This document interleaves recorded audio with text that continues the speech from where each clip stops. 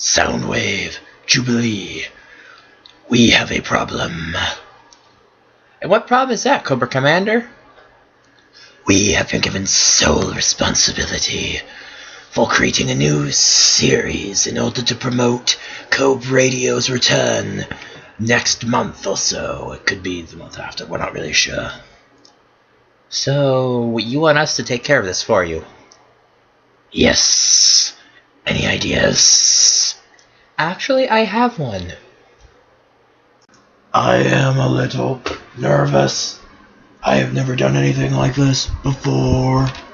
You'll do fine, Soundwave. I know you will. You're superior after all. I believe in you. You can do this. Now go out there and go get them. We're live in 5, 4, 3. I better go. 2, 1. Showtime. Good luck, Soundwave. Hello, YouTube. Welcome to the first ever Say-Chay review. And today, we're going to kick it off with Soundwave. To be specific, the Transformers Fall of Cybertron Yoyager Soundwave. So, I've had this figure for, I want to say a couple months, maybe almost a year. But he's really cool, and I really like him. Yeah, I think it's been a couple months, actually. Alright, so we're going to start with the gimmick in here. His back actually comes out like that. And you push this button here on his chest. What I like to do is you can actually make him push the button. I don't know if you'll be able to see it. Let me see here. Alright, let's see. Angle it up. Push down on his hand. His chest opens up to reveal. You push down on his back and push down on his back. And there we go. It doesn't always completely transform. So you can push the button on his underside and you can make the Cassetticon become Laserbeak. It's really cool, like that. Unlike in the game and the actual generations, like the other generations, he's actually a data disk, is what they call it. It's a pretty bulky data disk. I imagine it gets a lot of storage, and you can actually fit 3 of them in here. They did a repaint of Soundwave, Sound Blaster, that comes with a Buzzsaw, which is just a gold repaint of Laserbeak, and you can also buy little packs that come with Rumble and Ravage packed together, and then Frenzy and Ratbat packed together as well. And so you can peg, you can peg 3 of them, store 3 of them in there, but you'll need his back all the way out to fit 3 of them, and that's just kind of ugly. I mean, like, 1 is fine. I don't mind having 1 in there and looking at him. Now, he doesn't come with a gun. On the toy, they advertise him holding a gun. That's actually G1 Optimus Prime's gun, though, that they advertise him with. I don't know. I want to say it's a Masterpiece to, Optimus Prime, MP10 Optimus Prime, I think. It could be MP11, though. But anyway, so they advertise him coming with that, but he doesn't actually come with that. So what I do is I take Dark of the Moon Thundercracker's gun. I like to give him the gun. Now, for storage, you can peg it in here or here. Any weapon, I guess, will fit in here or here. Size is a bit of a problem if you want to store it on his shoulder. I could fit this in, but it kind of like bumps into his head, so it doesn't exactly work. Besides, this looks better on Soundwave's shoulder. Another place you can store it is he has this little peg back here, this little hole right here to peg it in, and you can just plug it in there. Gun storage, what I like to use. I imagine, I've never tried this before, but I'm going to try it right now. Oh, darn it, Laserbeak. Set you aside for now. I imagine that you might be able to... Okay, maybe if you have a small enough gun, you could store it in there. But doing so removes Laserbeak and anyone else from their home. And we all love Laserbeak so much, I don't think we can do that to him. So, put Laserbeak back. For posability, he's got hinges here and here at the shoulders. These also do this. It's for his transformation. They got a little hinge right there. His arms swivel. Really clickety clack clack. Elbow joints. His hands can move up and down. They can rotate, but they kind of get stuck on his wrist right here if you try it. So if you're gonna turn the wrist, I'd suggest you like bring his hand up and turn it like that. Both arms have the same mobility. His legs pull out like this. He's got a thigh swivel. Really clickety clackety joint here. Really good kicking motion. And then his feet do this. But that's for transformation. I guess you could pose him for that though. This gets some movement as well. His head turns. This actually can move up or down. And of course, does that. So now we're going to begin the transformation into vehicle mode. Alright, to begin, you have to take the shoulder gun off. I've always heard it's easier if you eject Laserbeak, but I've never actually had a problem with Laserbeak in there, so we leave him in there. His back comes out like that, folds up. Gonna leave it like there for yeah, we're gonna leave it like right there for now. His arms, you need to bend down like that and hook them in there. Darn it, actually I am having a problem right now. Then these are gonna do that with both arms. Cover his shoulders. His shoulder flaps will cover his face. This will slide out his peg in here. Right, confound it. Why am I having a problem with this right now? Hold on. All right, there we go. Back goes up like that. Wheels come forward. Darn it. No, this is. Yeah, that's right. Okay, it just looked wrong for me. It just looked wrong to me for a second. You bring this up here. You unattach his waist and bring it up there. I haven't done his vehicle mode in a while, so it might be a little weird for me right here. And then his the instructions tell you to bring his leg up first, but don't. You'll want to move his hands in. What you'll do is you'll turn his hands sideways and then push them in there. They can be a little difficult to get out, so be careful. Then you bring his arms like like that. Do that on both sides. See, the reason I don't know why they tell you to do that, because then his leg gets in the way. All right, and then you have to fold his feet up and push them in there behind his little back Laserbeak eject thing. And sometimes it's a little bit of a pain to get that to connect. At least for me, it's a little bit of a pain. Hold on. Ah, darn it. Soundwave. Alright, hold on. I'm going to try it with the flap up. I know I'm terrible at this. It's my first review, okay? There we go. I'm going to leave that up for now until I get this pegged in. Or pegged. Oh, I should probably turn the wheel first. Alright. That clicked in much easier. And then, oh right, duh. I forgot this needs to scoot. Wait, do I need to scoot it? Yeah, I think I do. Confound it, that's stubborn. There we go. Alright. Oh, darn it. Okay, no, I don't need to slide that back. Okay, I already did slide it. Alright, and there you have his vehicle mode. This looks weird to me. I don't think I did it right. It's been forever since I turned him into this mode. I like to use the hidden other transformation, which we'll get to in a bit. But yeah, Cybertronian surveillance vehicle mode.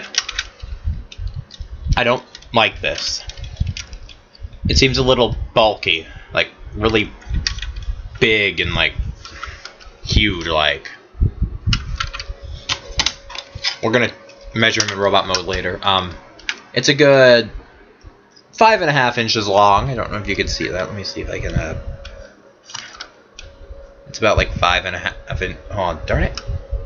There we go. Yeah, it's like a good 5.5 inches long from tusk to back. In vehicle mode, the only place to store a weapon up here, and he doesn't even do that in the game. I don't. And I guess this figure would be a lot better if this were not visible. So this little part right here. Because in the games it's not. He's got like the fangs coming down and covering it, and it doesn't even help if you push these out like that. It helps a little bit, I guess, but not enough. As for like robot visibility in vehicle mode, I'd say Soundwave's pretty good. I mean, this area here is like the only problem. But other than that, I think it's pretty. I think it's good. Alrighty then, and now to transform him out. You can just watch it in reverse, but since I don't know how you can do that, and I can't tell you since I don't know, I'm just gonna do it. I'm just gonna do it right here. Bring his leg out like that, and bring his foot up. Rotate the wheel and detach it from his arms. Let's see, then hand. His arm is out. There we go. Hand.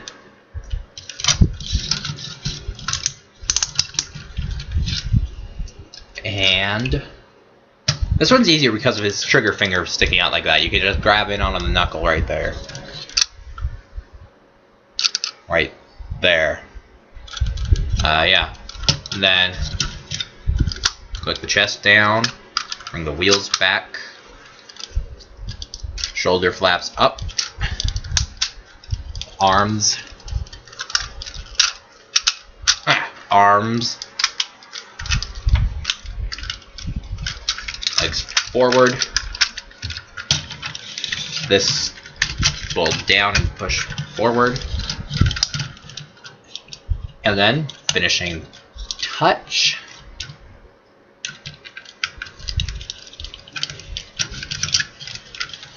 There he is back in robot mode. Alright, and since I'm thinking about it right now, we're going to measure him in his robot mode. See how tall he is. Soundwave here is probably like the third tallest transformer I have. He's 7 and 3. Hold on, let me stand him up straight. Yeah, about 7 and about 7.5. A little bit, maybe a little bigger, inches tall. All right, now to the secret third mode.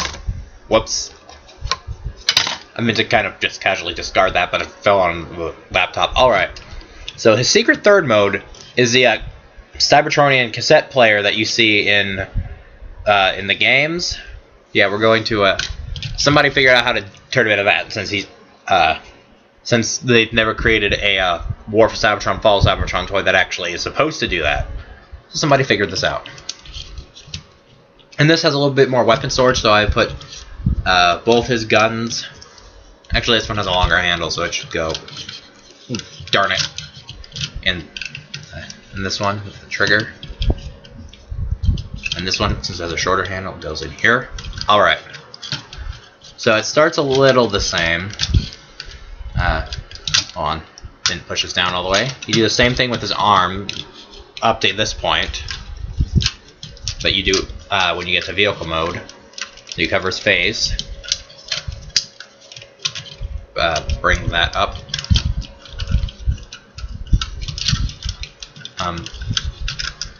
Wheels out like that. And his arms down a little bit. His back goes up. There's just a really ugly clacking noise that can't be good. Legs need to come up. Make sure to turn his legs out like to the side first. Otherwise they'll get in the way of the hands. On. Darn it, why isn't it connecting? It's supposed to connect right there. Oh, darn it, don't tell me I broke it. Hold on. Oh, I see what the problem is. You gotta remember to turn this first, because it will get in the way there. Alright, so that connects there. Hold on, you can't see it, but the Okay, let's see if that helps. The thigh joint right here needs to be facing up. Alright, now then,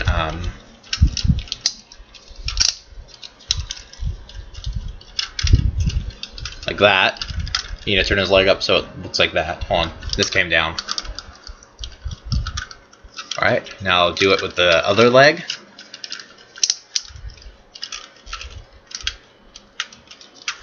And voila! His Cybertronian cassette player mode. Ish. It's a little longer than it is in the actual games. I think it actually looks better if you leave that down like that. And of course then you can kind of see his face, which isn't good, but oh well. This is as close as we get. He's also a little deeper than what we see in the games, because I'm pretty sure he's not that big around, but still. And he does, hold on. He does sit there nice and neatly in that mode. In this mode he is, hold on a second, actually longer than his truck mode. He's almost a good 7 inches. Oh wait, yeah, he's longer than his truck mode. I was thinking I just got his robot and truck mode length switch. He's about 6 3/4 of inches long. So he's a pretty good size.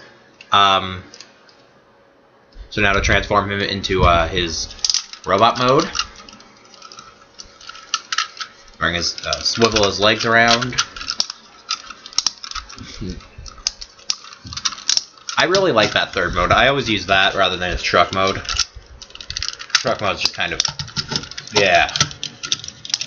I think that mode looks better anyway, and because I'm an old man, at heart anyway, I like the cassette mode better.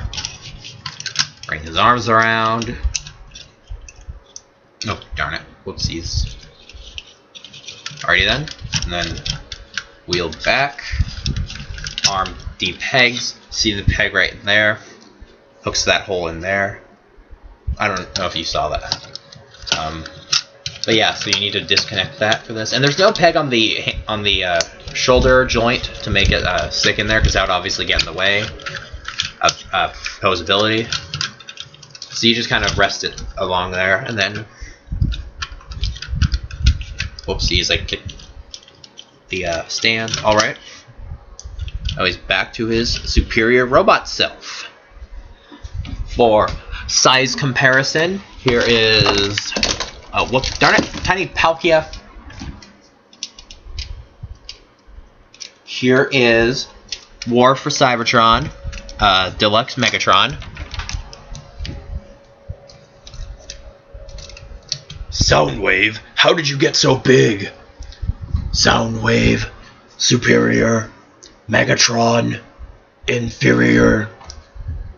Yeah, Megatron's tiny. Well, I guess we'll leave him up here for a full-size comparison.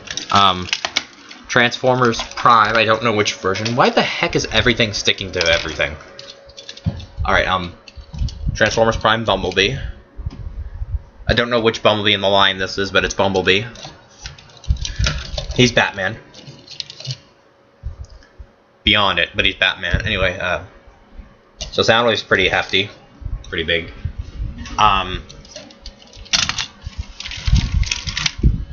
Generations G1 Dirge. Darn it. There's Dirge. I guess we'll move Megatron now. And just for fun, because everyone likes to make fun of Starscream because he's so tiny. There's Starscream. That's the only Starscream figure I've ever had. Well, no, I had the Happy Meal Transformers animated Starscream. So yeah, he's huge.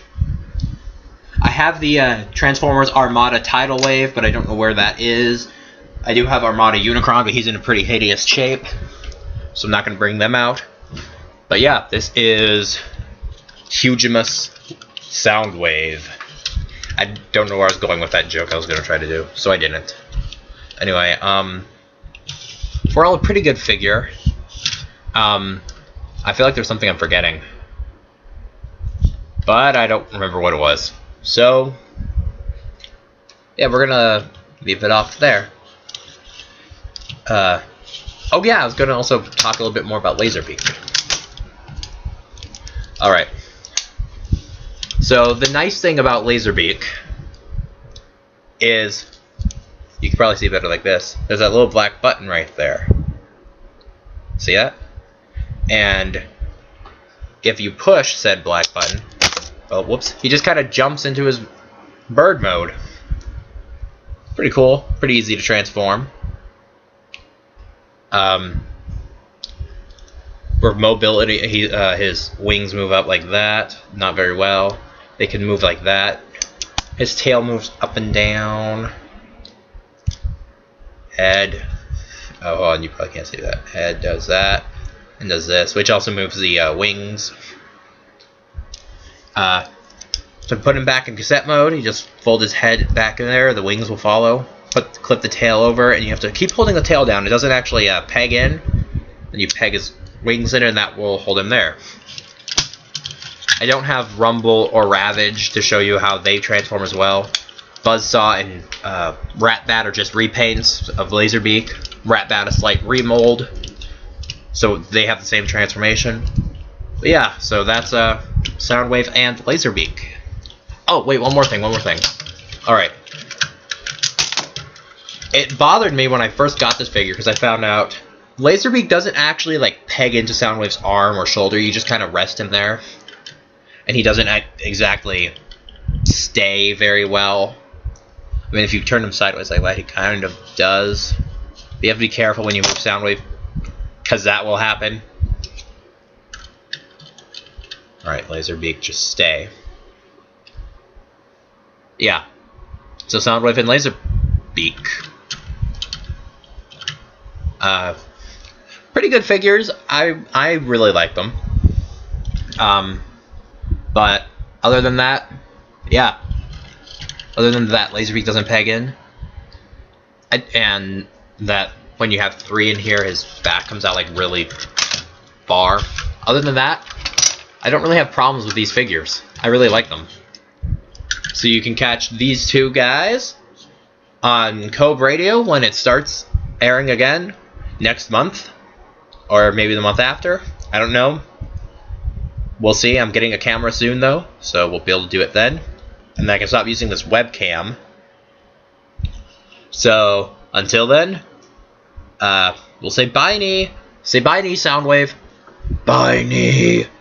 Laserbeak, you can say it too? Squawk! I guess that's it then. Alright, see you guys later. See, babe, that was great. You did okay. Thank you. Thank you so much. I need a confidence booster after that. Confidence booster? That was ridiculous. You're doing a... What do you even call that? A functionality check for my staff members? This is stupid. This is the stupidest idea I've ever heard of.